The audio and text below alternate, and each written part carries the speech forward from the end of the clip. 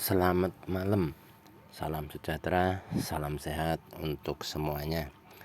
Sebelum menganalisa untuk buyer goal hari Senin, sedikit saya mau mengulas tentang entry saat-saat USD release. Nah, di sini saya biasa menggunakan M30 ataupun H1. Nah, saya akan mencontohkan seperti semalam. Di sini pada jam 19.30. Ini pergantian dari jam 19 ke 19.30. Nah, coba akan berikan garis di sini dan saya akan memberikan contoh yang mana apabila ada entry. Kenapa mesti menunggu pergantian candle sampai benar-benar close? Di sini jam 19 pas pergantian candle ke jam 19.30, maka akan terjadi gejolak. Di sini ada shadow ke bawah, maknanya ini gejolaknya ke bawah dulu baru ke atas. Nah, ini entry saat pergantian candle ini, pas waktunya berganti, ini kita nggak dikasih kesempatan. Jadi ini pergerakan candle ini hanya 0 sekian detik, belum juga entry, candle ini sudah ke bawah. Ini yang biasa terjadi. Ini begitu ganti, detiknya itu langsung ke bawah dulu baru kembali ke tempat semula. Ini biasa terjadi pada saat-saat news. Maka entry wajib menunggu benar-benar ganti candle, tunggu sekian detik, maka nanti bisa dilihat atau di backtest saat terjadi news-news berikutnya. Maka hanya hitungan detik candle ini akan cepat berjalan. Belum sampai entry, candlenya sudah jalan ke bawah ini, maka nantinya akan kembali lagi kemana setup ini mengarah. Apabila mengarah ke atas, maka dia akan tetap ke atas. Selanjutnya ini terjadi news yang berikutnya. Sama, semua pergerakannya akan sama. Begitu ganti dia akan memberikan sentakan dulu. Jadi hanya hitungan 0 sekian detik, belum sampai kita klik untuk entry, dia sudah jalan duluan.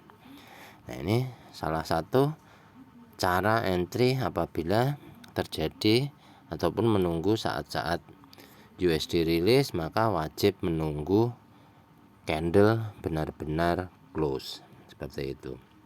Nah, selanjutnya apabila ingin menganalisa untuk hari Senin, ini pastikan selalu daily. Contoh entry agar tidak terjadi overload. Apabila paham dengan time frame-nya daily, maka di daily ini belum entry. Untuk hari Senin pun masih nunggu hari Senin. Ini salah satu cara agar paham entry di time frame besar. Contoh di sini paham terjadinya momentum buy, selanjutnya ekstrim. Dilihat dari atas ke bawah ini re-entry minimal untuk time frame-nya daily adalah 3 hari. Nah, untuk entry buy ini menunggu adanya candle reversal. Ketika ada candle reversal, masih menunggu retest. Jadi hari Senin candle yang hijau ini akan di retest ke bawah. Ini apabila mau entry di daily seperti itu, menunggunya menghitung hari. Nah, untuk entry di bawah daily, contoh media trend ini untuk daily ini yang membawa. Apabila ingin entry hari-hari bisa menggunakan H4. Apa yang terjadi trennya pada H4, akan tetapi acuannya tetap daily. Jadi daily ini candle berada di bawah mid BB, dinastinya akan menuju low BB. Akan tetapi jika mengacu pada indikator BBMA di mana ada candlestick arah kukuh sell, maka akan berlaku re-entry gitu. Nah, ini wajib paham membedakan time frame-nya seperti itu.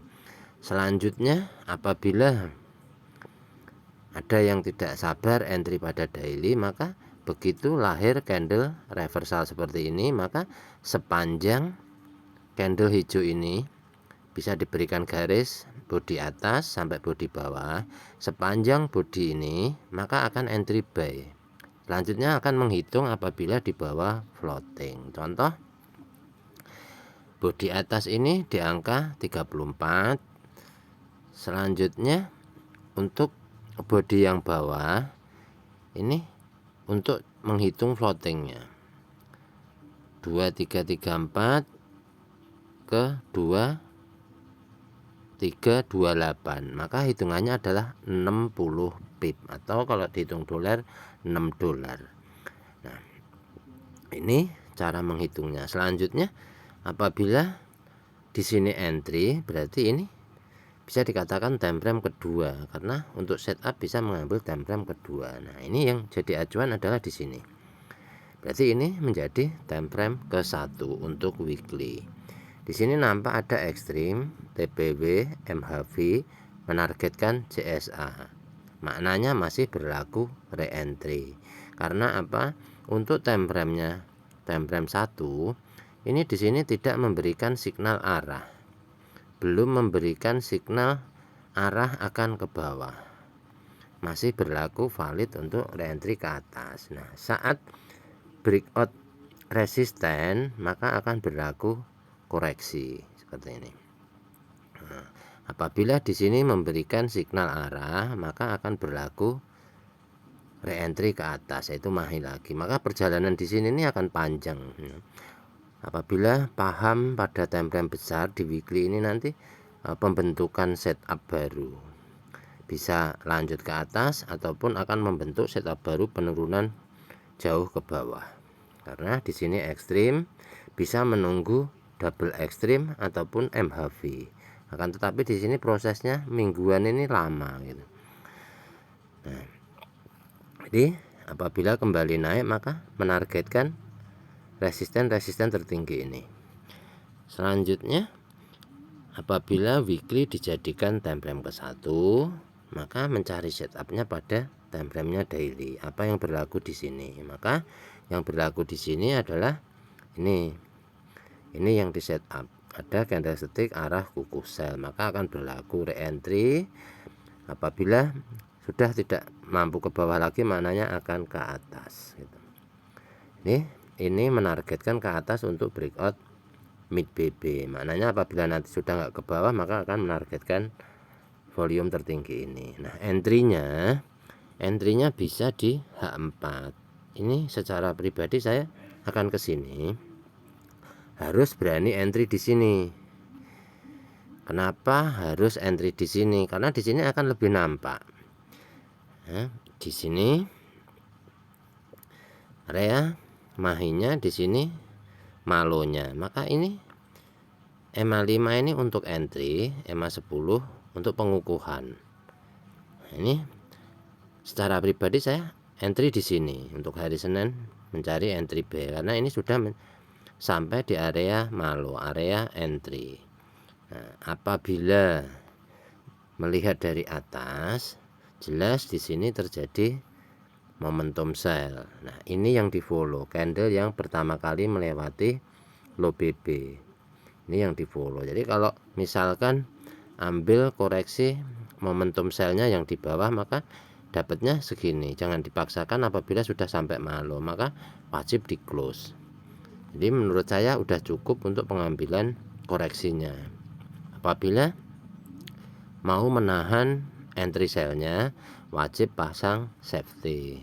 Ya, apabila ini nanti mampu di breakout ke atas, maknanya akan memberikan signal arah akan ke atas seperti itu.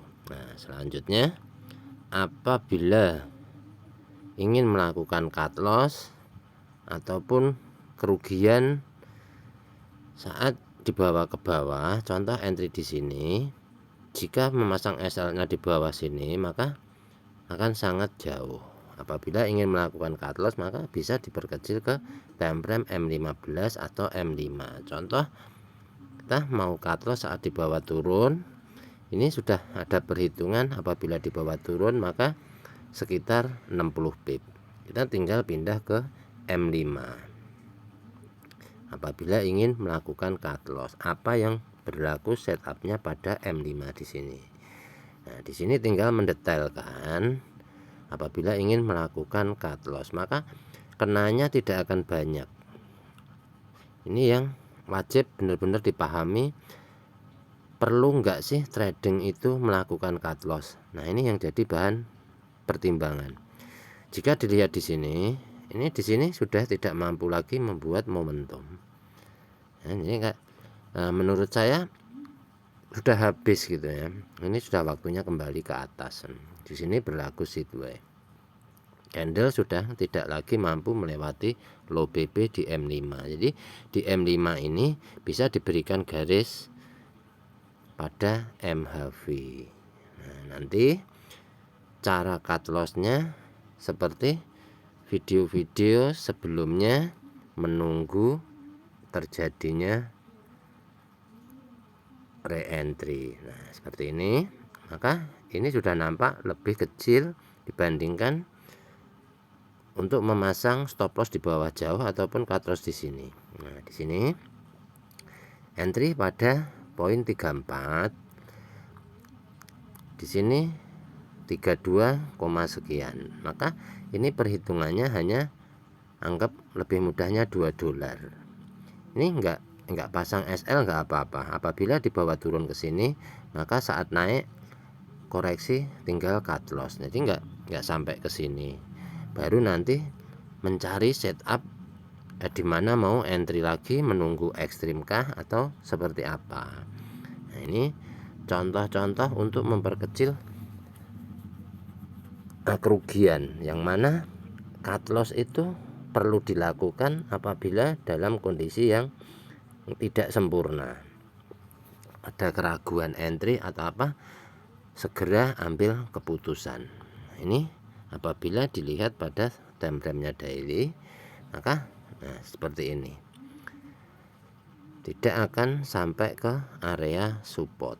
Jadi ini bisa dikatakan support. Entry di atas dengan resiko $2 atau dengan resiko $6. Nah, ini wajib dipertimbangkan apabila ingin entry dengan hati-hati. Jadi entry pada time frame kecil M5 ini, di sini tuh kalau melihat candle jalan maka bisa terjadi overtrade. Yang biasa entry di time frame kecil ini akan mudah terpengaruh emosi, apalagi mempunyai margin besar. Ketika candle bergerak entry, ini apabila di zoom seperti ini nampak terjadinya sideway. Ini mudah-mudahan teman-teman bisa paham yang mana cut loss itu wajib dilakukan apabila setupnya tidak yakin sempurna. Nah, entry di sini. Jika dilihat entry di sini, ini entry di atas mid BB, maknanya tidak ada salahnya. Ini menurut saya. Entry di atas mid BB karena di sini nampak MHV lanjut membuat candlestick arah kukuh buy. Selanjutnya berlaku re-entry dan mencoba membuat momentum. Nah, ini menurut saya pribadi. Ini jangan langsung mengikuti cara setup saya. Ini teman-teman dan rekan-rekan juga wajib melakukan backtest seberapa akurasinya gitu. Ya, apabila dibawa ke bawah pasti akan beresiko floating, akan tetapi floatingnya sudah bisa dihitung sampai ke sini $2, sampai ke sini ke yang coklat $6. Nah, nanti akan melakukan entry di mana apabila entry di atas gagal maka wajib menunggu setup berikutnya. Nah, jadi untuk saya pribadi, jadi yang jadi acuan apabila menggunakan weekly, daily, H4, maka entry-nya wajib di sini di H4 ini. Nah, ini cara saya entry, saya anggap mudah mengacu pada time frame besar. Apabila sudah nyampe di area EMA 5, maka EMA 5 ini untuk entry. Selanjutnya akan entry lagi apabila menyentuh EMA 10, karena pengukuhan ada EMA 10. Nah, ini apabila ingin memperkecil kerugian, mau melakukan cut loss, maka bisa menggunakan M5 ataupun M15. Ini enggak sampai jauh segini ya. Ini apabila ingin melakukan di time frame kecil. Apabila untuk jauh, maka dengan resiko $6 dengan target di atas di area ekstrim, ini tidaklah sebanding ya. Dari 2334 menargetkan take profit 2425, ini sangat jauh perbandingannya. Ini contoh-contoh untuk membedakan entry pada time frame besar, maka resiko floatingnya juga lebih besar. Anggap $2 berbanding dengan $6. Ini jadi untuk saya pribadi untuk hari Senin tetap mencari entry-nya buy dan menargetkan kembali ke atas, minimal ke area mahi sampai dengan volume tertinggi. Ini bisa dijadikan bahan perbandingan buat teman-teman dan rekan-rekan, karena saya tidak mengikuti rilis USD atau apa, jadi saya hanya fokus pada setupnya BBMA ini. Pada tali-tali inilah saya memvalidkannya. Candlenya ini sarana, karena candle ini juga apabila didetailkan satu-satu mempunyai nama masing-masing, maka saya cari yang mudahnya saja, yang mana apabila ada candlestick arah kuku sell maka akan berlaku re-entry. Apabila tidak memberikan re-entry, maka langsung akan menuju low BB. Ini cara-cara mencari setup yang mudah dengan dasar media trend pada time frame-nya daily. Maka apabila H4, H1 belum selaras, maknanya masih banyak lika-liku ya, masih bisa terjadi sideways ataupun seperti apa. Ini prosesnya akan panjang, karena apabila mampu breakout di atas EMA 50, maknanya di H4 juga masih butuh waktu untuk breakout di H4-nya. Ini proses daily ini sangat panjang. Apabila melakukan re-entry pun ke atas akan memakan waktu minimal 3 hari. Jadi apabila menggunakan untuk scalpingan di M5 ini, setidaknya bisa terjadi 1 jam sampai 4 jam untuk mampu membuat momentum. Ini bisa dipelajari secara berkala. Ini enggak harus langsung bisa, karena saya sendiri juga mengalaminya seperti itu, dimana mempelajari tanpa guru pastinya lebih sulitnya. Setiap jam dicatat, ditulis seperti itu. Nah, di sini apabila dilihat di M15 pun candle sudah tidak mampu melewati low BB. Ini bisa jadi bahan perbandingan untuk entry hari Senin. Semoga bermanfaat buat teman-teman dan rekan-rekan mencari entry dengan keyakinan analisanya sendiri. Terima kasih.